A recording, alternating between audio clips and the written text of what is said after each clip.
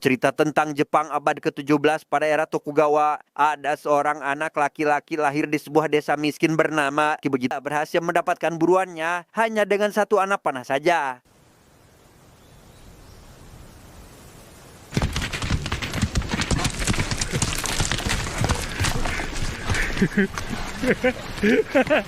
Selesai berburu, kuda Gumbei dimandikan oleh seorang pelayan di sebuah sungai di mana seorang tak dikenal dengan sengaja menembak si kuda sampai memberontak dan memotong salah satu kakinya yang berwarna putih.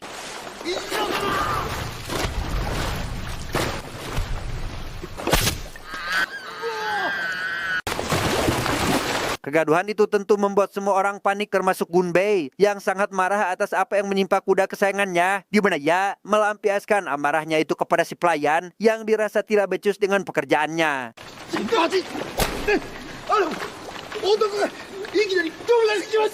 Kejadian itu langsung mencegat si pria misterius bernama Hanbei yang telah mencuri kaki kuda milik Gumbei. Yang di tengah perkelahian mereka, Ganbei rupanya sudah mengerahkan seluruh pasukannya untuk mencari si pelaku. Entah apa yang terjadi, Kamui tiba-tiba saja menarik perhatian para prajurit dan seolah meminta agar dia diserang sehingga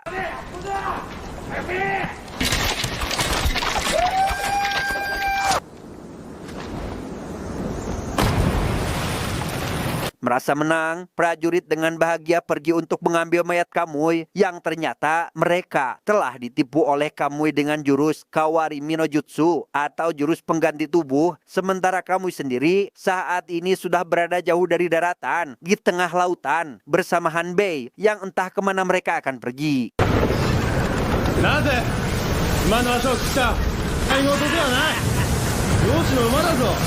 Di tengah lautan itulah, Kamui mulai bertanya tentang alasan Hanbei memotong kaki kuda milik Ganbei. Namun bukannya menjawab, Hanbei malah melakukan hal ini kepada Kamui.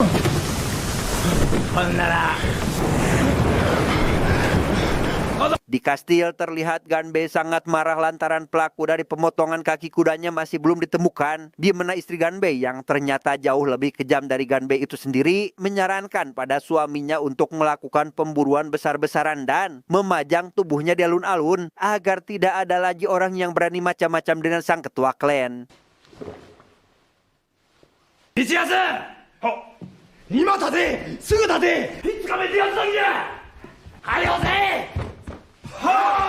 Di sebuah pulau nelayan, terlihat Kamui sudah dikerumuni para penduduk dengan Hanbei yang tersenyum bangga atas perjuangan Kamui untuk bertahan hidup, di mana Kamui langsung dibawa ke rumahnya dan dihangatkan agar dia bisa kembali pulih seperti sedia kala.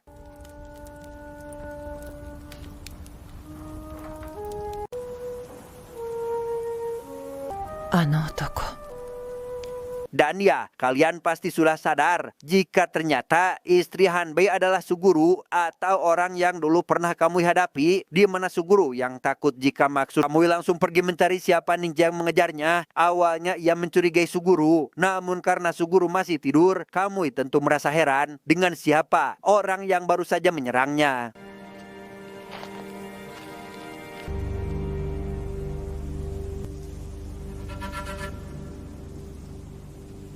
Esok harinya Kamui pergi berlayar bersama Hanbei untuk mencari ikan. Melihat Sayaka memberikan Kamui semangat yang berlebihan, membuat Suguru merasa resah, takut jika Sayaka benar-benar menyukainya.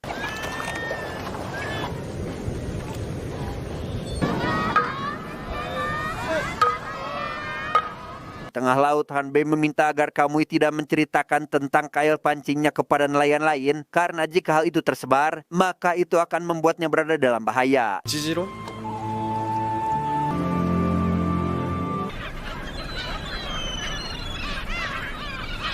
Dan ya, kail pancing itu benar-benar bekerja dengan sangat baik. Mereka berhasil mendapatkan ikan dalam jumlah yang sangat banyak. Horia, horia, horia, horia, horia. Jadi, Kamui, kokara ga shoubu ja. Kesuksesan yang diraih oleh Kamui dan Hanbei tentu langsung dirayakan oleh semua nelayan dengan pesta yang sangat meriah. Semua orang tentu bertanya-tanya tentang alasan kenapa Hanbei bisa mendapat ikan dalam jumlah banyak setiap tahun, di mana Hanbei hanya tersenyum tipis tanpa memberitahu rahasianya. なにチートついとっただけじゃ。言えとる。 Setelah pesta selesai, terlihat si tunangan keluar dari gudang Hanbei untuk mengungkap rahasia di balik kesuksesan calon mertuanya menangkap ikan. Di mana Hanbei yang melihat hal tersebut langsung menghampiri si tunangan untuk memutuskan hubungan mereka. Tidak jadi memberikan sayaka karena si tunangan sudah melakukan sebuah pantangan yang sangat tidak boleh ia lakukan. 決まったらうわ。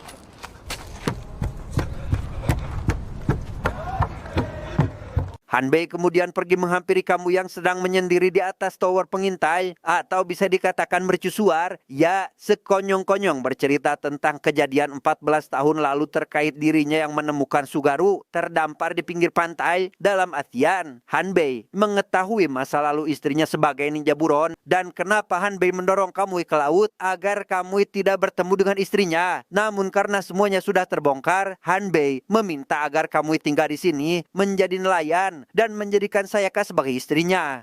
頼む神。この通りでや。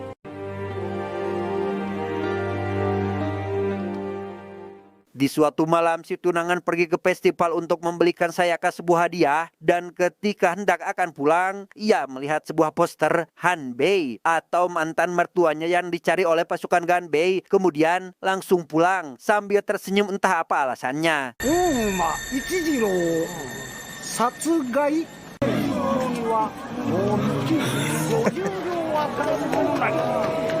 Kamui sendiri memutuskan untuk pergi meninggalkan pulau dengan mencuri salah satu perahu nelayan. Namun di tengah jalan, ia malah diserang oleh Suguru dari bawah air sehingga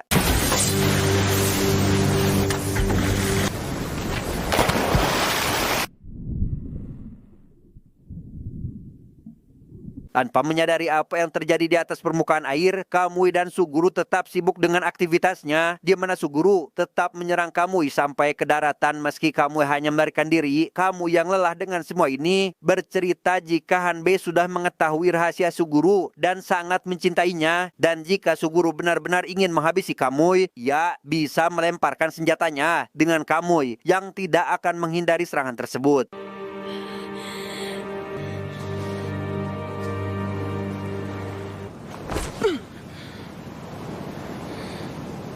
Pada akhirnya Suguru tidak menghabisi Kamui setelah ia sedikit mempercayainya, di mana Kamui dan Suguru yang melihat kobaran api dari desa tentu langsung melihat apa yang sebenarnya terjadi, yang ternyata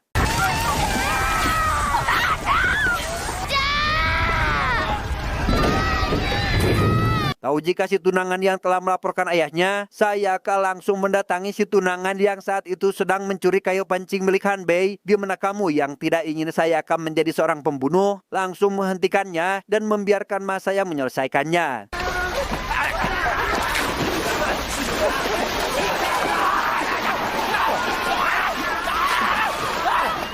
Esok harinya Kamui dan Suguru pergi ke tempat eksekusi Hanbei tepat beberapa saat sebelum Ganbei menghabisi Hanbei dengan anak panah.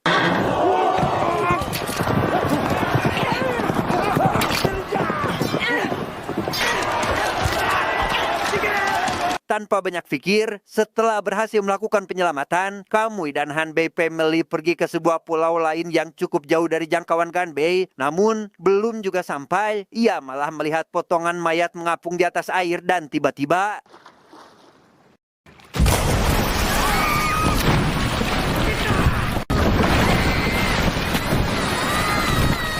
ya, kemunculan kapal misterius membuat Kamui CS akhirnya selamat dari serangan hiu. Namun meski selamat, mereka tidak tahu siapa penghuni kapal. Apakah orang barbar atau bajak laut?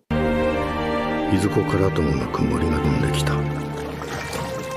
蛮族か海賊か。 Rupanya pemilik kapal itu adalah sebuah kelompok bernama Watari atau pemburu hiu, di mana kedatangan mereka sangat disambut hangat oleh penduduk pulau. Bagaimana tidak, dengan bantuan Watari, para nelayan tidak harus takut lagi dengan monster air yang bisa saja memakan mereka hidup-hidup.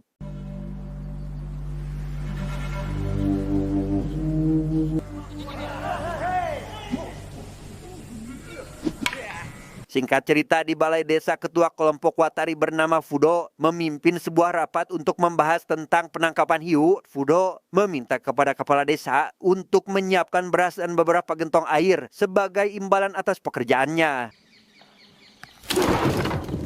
金はいらぬわ。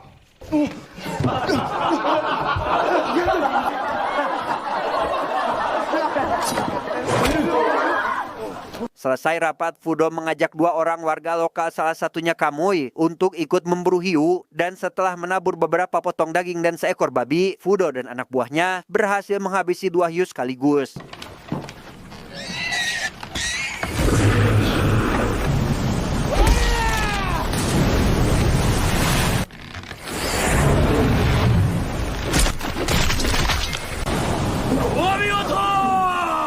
Keberhasilan Watari menangkap hiu tentu disambut baik, bahkan sampai dibuatkan pesta oleh para penduduk, di mana Kamui sendiri sedang berpacaran dengan Sayaka di tepi pantai. Sayaka memberikan salah satu kulit kerang miliknya kepada Kamui. Milik Sayaka berarti bulan, sedangkan Kamui adalah matahari. Dan alasan kenapa Sayaka memberikan hal itu kepada Kamui adalah ungkapan cinta dengan harapan Kamui akan menerimanya, tetapi なぜ？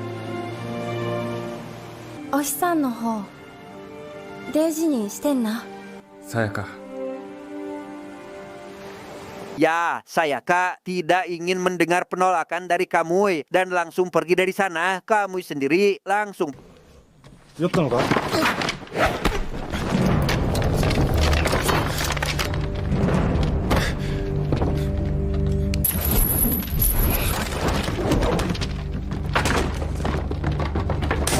Ternyata orang yang menyerang Kamui adalah Fudo CS atau pemilik kapal itu sendiri, di mana mereka berniat menguji Kamui apakah dia bisa selamat atau tidak.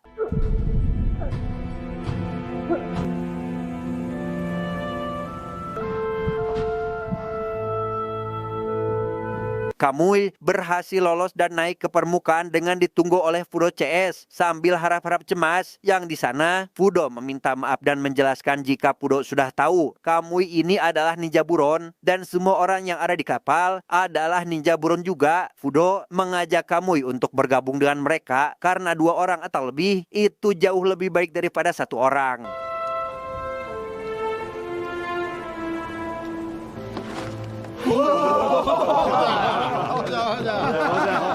Esok harinya Kamui pergi menemui Suguru untuk memberitahu terkait orang Watari yang ternyata adalah ninja buron. Suguru bertanya tentang apa yang harus mereka lakukan, apakah harus mempercayainya. Kamui menjawab jika dia sendiri belum memutuskan dan untuk saat ini Kamui hanya akan mengamatinya saja.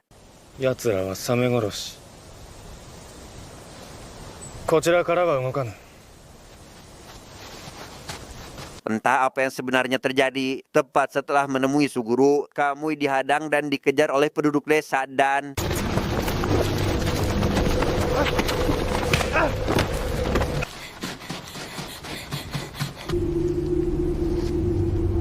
ya, rupanya itu adalah mimpi Sayaka yang sangat mencintai Kamui. Sayaka langsung pergi mencari di mana saat ini Kamui berada. Namun hal itu dihentikan oleh Suguru karena memang itu sebuah hanyalah bunga tidur yang sangat jauh dari kenyataan.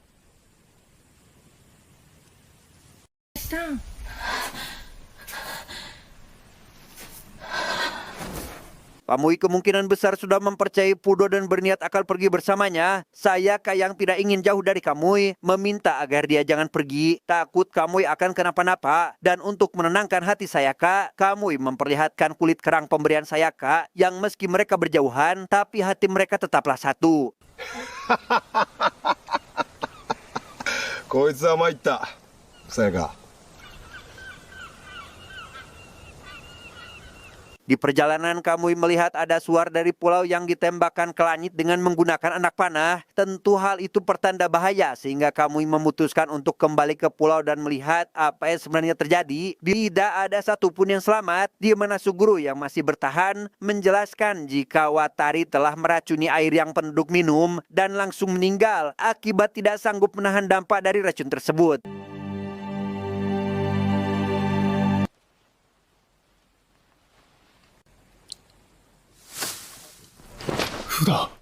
Tak lama, Fudo datang mengejutkan Kamui dari atas atap jerami. Kamui yang marah tentu langsung mengejar Fudo. Di mana Kamui kini harus menghadapi para ninja pemburu yang menyamar menjadi mayat dan... Di tengah kekacauan itu ada seorang pelukis tua desa yang tetap melukis meski kondisinya sedang kacau balau, yang ternyata orang itu adalah ketua asosiasi ninja yang menyamar dan sekarang dia akan menghabisi Kamui di sini dengan Fudo yang akan menjadi eksekutornya. Dan alasan kenapa Fudo membiarkan Kamui datang ke pulau terlebih dahulu adalah untuk menghabisi seluruh awak kapalnya karena ternyata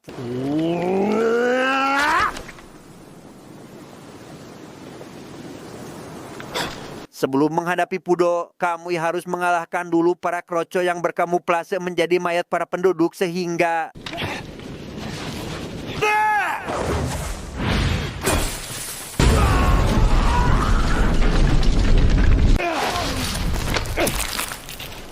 Tidak sulit bagi Kamui untuk mengalahkan mereka, dan setelah semuanya selesai, Kamui akhirnya menghadapi Fudo sang musuh terkuat. Di mana kali ini, Kamui tidak bisa menganggap remeh sosok Fudo, karena memang selain hebat dan kuat, Fudo adalah ninja senior yang kemampuannya tidak bisa dianggap remeh.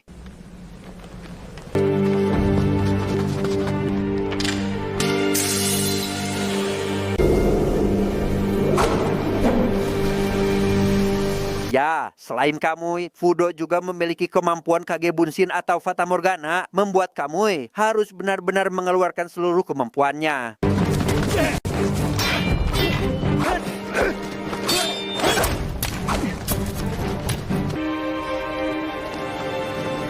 Dengan keahlian menggunakan dua pedang, Kamui berhasil mengalahkan Fudo tepat setelah Fudo menggunakan jurus Bunshin untuk kedua kalinya, memotong kedua tangan Fudo. Di mana Kamui tidak menghabisi Fudo, melainkan membuatnya menderita dengan membiarkannya hidup tanpa tangan.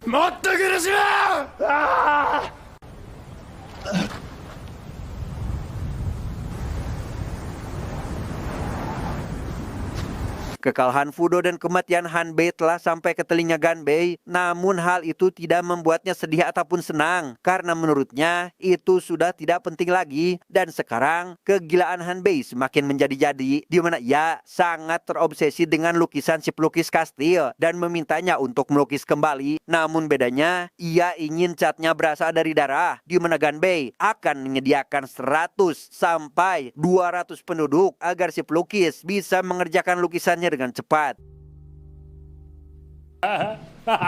Kamui sendiri menyimpan kerang bulan dan matahari di atas kuburan keluarga Hanbei, kemudian langsung pergi dari sana dengan tujuan yang masih samar. Lantas, kemanakah Kamui akan pergi? Apakah Kamui akan menemukan kebahagiaannya? Entahlah.